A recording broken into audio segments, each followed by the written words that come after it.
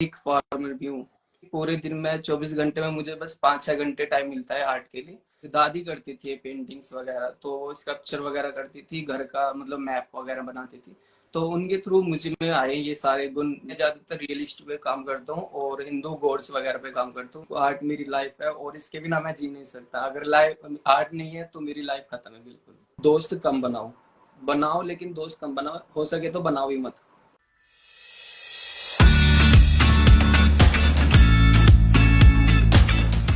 हाय। Hello, good afternoon.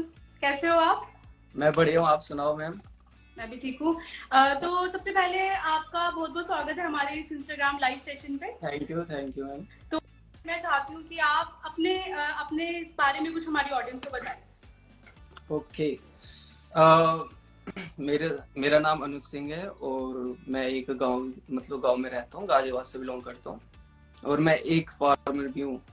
तो थोड़ा बहुत टाइम मिलता है तो मैं आर्ट के लिए टाइम निकाल लेता हूँ, वरना मेरा अधिकतर टाइम फार्मिंग में चला जाता है, मतलब खेत वेत की ये भी करता हूँ।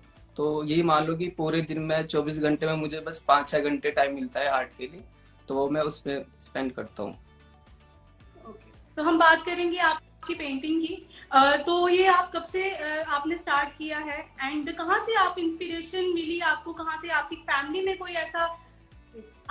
में कोई ऐसा पर्सन था या किसी और को देख के आपको आर्ट की तरफ जाने का मन किया? तो उसके बारे में कुछ बताएं। ये सबसे पहले मैम मुझे ना मेरी दादी करती थी पेंटिंग्स वगैरह, तो स्कल्पचर वगैरह करती थी, घर का मतलब मैप वगैरह बनाती थी। तो उनके थ्रू मुझ में आए ये सारे गुण, जो गुण बोल सकते हैं, मैं तो गुण ही बोलूंगी, मुझे और पता नहीं है। तो ये सारे गुण मेरे में आए हैं। फिर मैं स्टार्टिंग स्कूल टाइम से ही करता आ रहा हूँ कंटिन्यू। आधे लोग ऐसे होते हैं कि 10th के बाद या 12th के बाद वो छोड़ देते हैं आर्ट, तो उनका इतना इंटरेस्ट खत्म हो जाता है, मतलब बिल्कुल 10th या 12th। तो मैंने स्टार्टिंग से बचपन से करता हूँ कंटिन्यू, और इस लेवल तक फिर मैं आगे करता करता। तो मैंने मतलब कहीं पे भी छोड़ी नहीं है बीच में, मैं कंटिन्यू करता हूँ छोटे से लेकर अब तक। तो ये एक्सपीरियंस था मेरा। जी, जो कला आपको आपकी ग्रैंड मदर से मिली है, दादी से मिली है, वो आप अभी भी कंटिन्यू कर रहे हो। तो उसके लिए आपने कोई प्रोफेशनल कोर्स किया है या कहीं से सीखा है या खुद ही सेल्फ लर्न है ये? नहीं मैम, मैंने कहीं से नहीं सीखा, सेल्फ करता हूँ मैं खुद से। और जो मुझे सीखने की जरूरत पड़ती है, जैसे कुछ मुझे समझ में नहीं आ रहा आर्ट के बारे में, तो वो सीधा मैं यूट्यूब से। यूट्यूब अच्छा चीज है, एक तो प्लेटफॉर्म है। आप ऑफलाइन से ज्यादा आप ऑनलाइन चीज सीख सकते हो बहुत कुछ। तो वो मैं ऑनलाइन करता हूँ, जो मुझे समझ में नहीं आता तो मैं यूट्यूब से सीखता हूँ। आई थिंक मेरे ख्याल से इंटरनेट का जो सही इस्तेमाल है, आप जैसे लोगों से हमें सीखना चाहिए, क्योंकि कई लोग तो सिर्फ अपना समय बर्बाद करने के लिए समय बर्बाद करते करते हैं, पैसा बर्बाद करते हैं, तब भी वो अच्छे से नहीं सीख पाते हैं आज की जर्नी में। मतलब मैं तो यही बोलूंगा कि बच्चे से लेकर बड़े तक आप यूट्यूब से सीखो, उससे बहुत अच्छा मिलेगा तुम्हें सीखने के लिए, और बहुत आगे जाओगे। तो जो आप ये पेंटिंग करते हैं, उस फॉर्म को हम क्या बोलते हैं? उसको क्या बोला जाता है? कौन सी टाइप की पेंटिंग्स आप करते हैं? ये बहुत तरह की टाइप की पेंटिंग होती है, लेकिन मैं ज्यादातर रियलिस्ट पे काम करता हूँ और हिंदू गॉड्स वगैरह पे काम करता हूँ। मुझे यही चीज पसंद है, बस रियलिस्टिक में गॉड्स की पेंटिंग्स बनाना। इनसे अदर मुझे मतलब पेंसिल स्केच वगैरह में इतना इंटरेस्ट नहीं है, नहीं मुझे एब्स्ट्रैक्ट में, नहीं मॉडर्न में। मुझे सिर्फ रियलिस्टिक और हिंदू गॉड्स में इंटरेस्ट है ज्यादा। तो ये जो आपने बोला कि आप रियलिस्टिक जो पेंटिंग होती है, तो वो उस पे बेस किस चीज के हम यूज करते हैं? जैसे आप कैनवस में कई लोग करते हैं, कई लोग कपड़े पे पेंट करते हैं, तो आप किस चीज का इस्तेमाल करना ज्यादा प्रेफर करते हैं? मैं दोनों यूज करता हूँ, पेपर और कपड़ा, कैनवास, मतलब कपड़े को कैनवास बोलते हैं, तो मैं दोनों यूज करता हूँ। वैसे ज्यादातर ना पेंटिंग पेपर पे अच्छी बनती है मुझसे, तो मैं पेपर पे ज्यादा करता हूँ। वरना रिगार्डिंग आधे की कस्टमर क्लाइंट हुए, वो बोलते हैं कि कैनवास पे चाहिए, तो मैं उनके लिए कैनवास पे बनाता हूँ। तो उसके ये टेक्निक है कि पहले आप कोट करोगे उसकी एक लेयर, सिंपल जो कैनवास पे करोगे आप, तो कैनवास वो उसे सोख लेगा। और आधे डायरेक्ट कलर करते हैं उस पर कैनवास पे, तो अगर डायरेक्ट करोगे ना तो वो रात में अलग चमकेंगे और दिन में अलग। तो इसका पहले कोटिंग होती है एक बेस कलर, सिंपल या ब्राउन कर लो या फिर ब्लू कर लो, हल्की कोटिंग। तो उससे कैनवास पे एक लेयर सी चढ़ जाएगी। उसके बाद ऊपर ड्राइंग करो, ऊपर पेंटिंग करो, तो वो जैसे कलर रात में चमक रहा है वैसे वो दिन में भी चमकेगा। तो जैसे कि आपने अभी बताया कि आप फार्मर भी हैं, फार्मिंग भी करते हैं आप, तो उसके बाद जब आपकी जो हॉबी है, जिसमें आपने काफी ज्यादा अच्छा काम भी कर रहे हैं, पेंटिंग की बात मैं कर रही हूँ, तो उसकी तरफ आपकी फैमिली का क्या रुझान रहता है? उनको ये आपकी करना पसंद है या किस तरीके से देखते हैं वो इस चीज को? मैम बचपन में मैं बताऊं तो मेरी जर्नी मतलब थोड़ी डिफिकल्ट रही है, क्योंकि इतना अच्छी मतलब आर्ट नहीं थी मेरी शुरू में। तो मेरे घर वाले भी ज्यादा इंटरेस्ट ना थे मेरे में, मतलब वो बोलते थे कि आर्ट में क्या, आर्ट में कोई स्कोप नहीं है, ये लड़की के काम है आर्ट मतलब पेंटिंग करना। वो आज भी हैं, कुछ पेरेंट्स हैं जो मतलब समझते हैं आर्ट में कोई स्कोप नहीं है, पर मैं तो ये बोल रहा हूँ बहुत बढ़िया स्कोप है, गवर्नमेंट जॉब से भी अच्छी आर्ट है ये, मतलब इसमें स्कोप बहुत अच्छा है। तो जितनी मंथली गवर्नमेंट वाले की होती है इतनी आर्ट की ये मान लो कि हफ्ते भर के हो जाती होगी अगर अच्छे से लेके चलोगे अपनी स्किल्स वगैरह। तो बचपन में मेरी इतनी अच्छी नहीं थी, मैं पढ़ाई में बिल्कुल बेकार था, रगड़, बिल्कुल मुझे इंटरेस्ट नहीं था। तो मैंने पढ़ाई भी नहीं करता था, नहीं पेपर वगैरह भी नहीं दिए थे मैंने, तो स्किप कर दिए थे मैंने 10th भी और 12th भी। फिर मैंने ऑनलाइन फॉर्म भर दिया कि 12th जरूरत है उसके लिए, कॉलेज डिग्री वगैरह के लिए। तो मैंने 12th कर ली, कैसे ही करेगा, वरना मैं अब तक कंटिन्यू आर्ट लवर हूँ, मैं आर्ट ही करता हूँ कंटिन्यू अब तक। तो फैमिली किस तरीके से देखती है इसको? अब फैमिली बहुत सपोर्ट करती है मुझे, बहुत ज्यादा सपोर्ट करती है, तो किसी चीज के लिए रोक वोक नहीं है मुझे, मैं बिल्कुल फ्रीडम हूँ, बहुत अच्छा लगता है मुझे। जी, जब हमें अपने पैशन भी फॉलो करना होता है और उस दौरान अगर हमें अपनी फैमिली का सपोर्ट मिल जाए, अपने फ्रेंड्स का सपोर्ट मिल जाए, तो उससे ज्यादा बड़ी चीज आई डोंट थिंक सो कि और कुछ हो सकती है। तो मैं आगे बात करना चाहती हूँ, आपकी मुलाकात हुई है कपिल शर्मा से, तो उसके बारे में, उस इंसिडेंट के बारे में कुछ बताएं हमारे ऑडियंस को। कपिल शर्मा की जब मैंने पेंटिंग बनाई थी उस वक्त मेरे फॉलोअर्स ये मान लो कि 1500 या 2000 करीब थे, ठीक है। तो मैंने कपिल शर्मा की पेंटिंग बनाई इंस्टाग्राम पे अपलोड करने के लिए, सिर्फ मतलब ऐसे ही इंस्टाग्राम पे अपलोड हो जाएगी तो कपिल शर्मा देख ही ले, वही बहुत है मेरे लिए। अगर वो मेरी स्टोरी सीन कर ले पेंटिंग तो मेरे लिए बहुत बड़ी बात हो जाएगी। तो मैंने वो अपलोड कर दी। फिर कुछ टाइम बाद उनकी टीम ने मुझे हायर कर लिया, मुझे पकड़ लिया वहां से कि अगर आप, उनका मेल आया था, अगर आप पेंटिंग गिफ्ट करना चाहते हो कपिल शर्मा को लाइव तो आप आ सकते हो, हम फॉर्म दे देंगे आपको। तो ये मौका तो मैं छोड़ना ना चाहता, तो इसलिए मैंने उनका फॉर्म भर दिया और फिर मैं वहां पे चला गया शो में।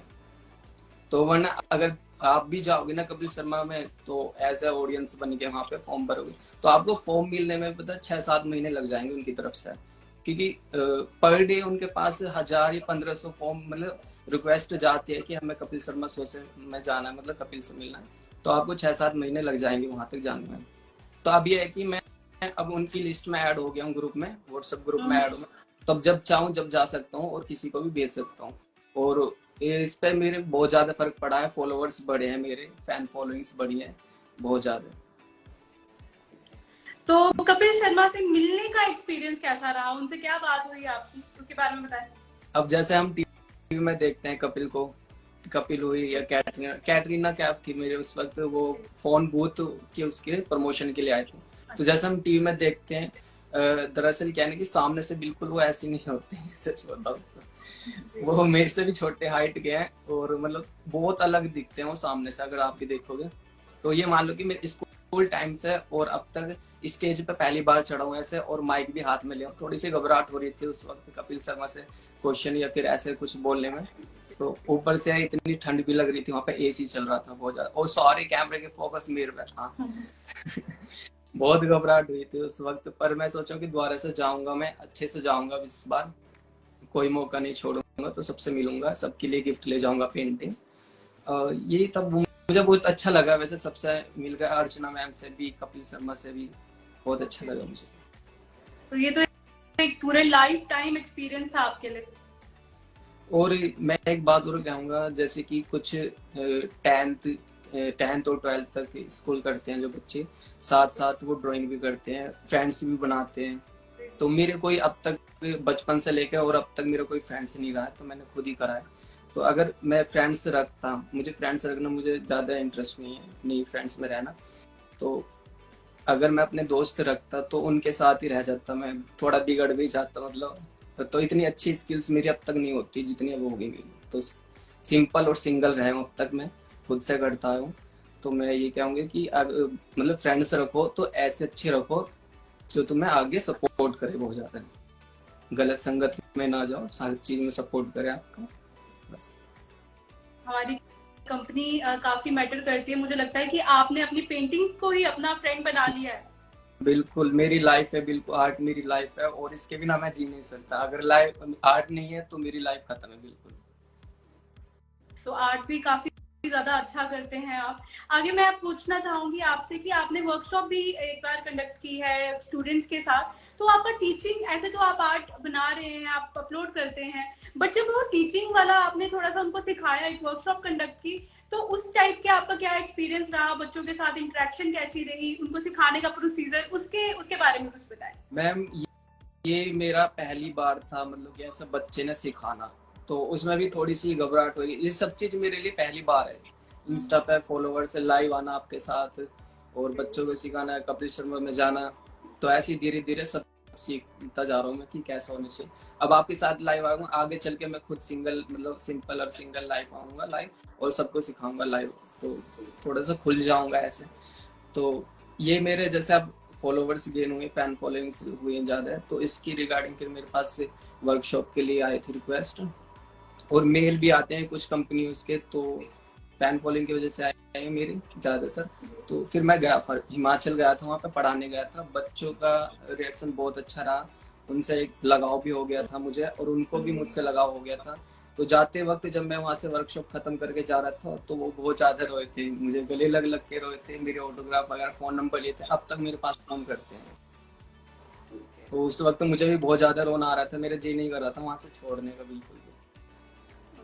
तो काफी ज्यादा बच्चे और भी सीखना चाहते होंगे, क्योंकि आप काफी एक अच्छे टीचर भी मेरे को लग रहा है कि हो, क्योंकि स्टूडेंट्स के साथ आपने बताया कि कितना अच्छा बॉन्ड आपका बन गया था। हाँ जी, ये मेरा गॉड गिफ्ट है, आर्ट मेरा गॉड गिफ्ट है। मतलब मैंने अब तक सीखी नहीं, मैंने कोशिश भी की थी कि टीचिंग कर लूँ, मतलब एक हफ्ते गया था मैं मुश्किल से, तो वही सिखा रहे थे टीचर भी जो मैंने बचपन में सीख लिया था, तो इसलिए मैंने वो छोड़ दिया। खाऊंगा कि पैसे खा जाते हो मेरे, और रोज का आना जाना उसमें वेस्ट हो जाता मेरा। कॉलेज भी करने की सोच रहा हूँ मैं, पर कॉलेज जाऊंगा तो जो मेरी अब चल रही है इंस्टाग्राम यूट्यूब के लिए जो बच्चों को ट्यूटोरियल वगैरह देता हूँ मैं, ये सब छूट जाएगा कॉलेज टाइम पर एक है कि डिग्री मिल जाएगी, डिग्री रहेगी तो आगे चल के हमारे पास और भी मैसेज वगैरह, मतलब कॉन्ट्रैक्ट, ये कमीशन वगैरह ये सब आ जाएंगे, और ज्यादा आएंगे फिर। तो अभी मैं कंफ्यूज है कि कॉलेज करूँ या नहीं करूँ, थोड़े सीनियर से लेनी पड़ेगी, बात करनी पड़ेगी उनसे, तब देखूंगा।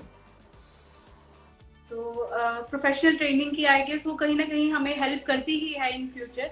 तो आई होप आप भी जल्दी जल्दी करें उसको फॉलो।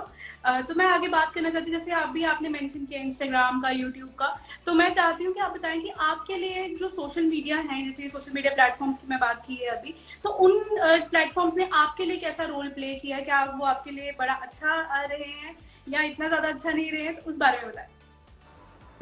पहले तो मुझे, मतलब मेरा मन टूट गया था बिल्कुल भी, जब मेरे 1000-1500 रहे, तो मैं इतना टैग करता था लोगों को, और बड़े बड़े जो आर्टिस्ट हैं जैसे 10K 15K उनके पास मैसेज करता था, उनसे पूछता था, कुछ नॉलेज लेता था, तो वो उनका कोई मतलब रिएक्शन नहीं आता था मेरे मैसेज पर, नहीं लाइक, नहीं सीन भी नहीं करते थे, नहीं कमेंट्स पे लाइक करते थे। तो अब जैसे धीरे धीरे मैं खुद, मेरे मन में आई कि मैं भी इस लेवल तक जाऊंगा, कि लोगों को दिखाऊंगा मैं भी, आप आर्टिस्ट तक कम ना हूँ, मैं भी कर रहा हूँ कोशिश। तो मैंने फिर कंटिन्यू पूरा दिन उसमें आर्ट में लगाया, और ट्यूटोरियल वगैरह ये सब बनाई, इंस्टाग्राम पे ज्यादा फोकस करा, अपनी आर्ट पे फोकस करा। फिर मैं इस लेवल तक यहाँ पे आ गया हूँ, अब मेरे पास खुद ही उन सब के मैसेज आते हैं, मैं इसे देख के बहुत ज्यादा अच्छा लगता है मुझे, और फैन फॉलोइंग मेरी बहुत अच्छी है। उन फैन के लिए मैं धन्यवाद करता हूँ जिन्होंने मुझे अब तक बहुत सपोर्ट किया। तो लगता है कि सोशल मीडिया ने काफी अच्छा रोल प्ले किया है आपके लिए। हाँ जी, काफी अच्छा है और अच्छा प्लेटफॉर्म है, और आजकल सब ऑनलाइन ही है, तो मैं चाहूंगा कि नौकरी, ऑफलाइन नौकरी ढूंढने की बजाय आप ऑनलाइन स्टार्ट कर दो। हर चीज, बहुत कुछ चीज मिलेगी, बहुत कुछ मिलेगा इंस्टाग्राम पे या फिर सोशल मीडिया पे, हर चीज मिलेगा। तो जैसे कि आप पेंट करते हैं, तो मैं जानना चाहूंगी कि आपका फेवरेट पार्ट कौन सा है पेंटिंग करने का? फेवरेट पार्ट इसमें मैं कैसे बताऊं, फेवरेट पार्ट मेरा जिसमें आपको सबसे ज्यादा स्टार्टिंग, मजा आता हो। जिसमें सबसे ज्यादा मजा? मुझे सबसे ज्यादा मजा रियलिस्टिक, मतलब जो बारीक बिल्कुल छोटी छोटी चीज को बनाने में, उस चीज में मजा, मतलब रियलिस्टिक निकालना हर चीज को ज्यादातर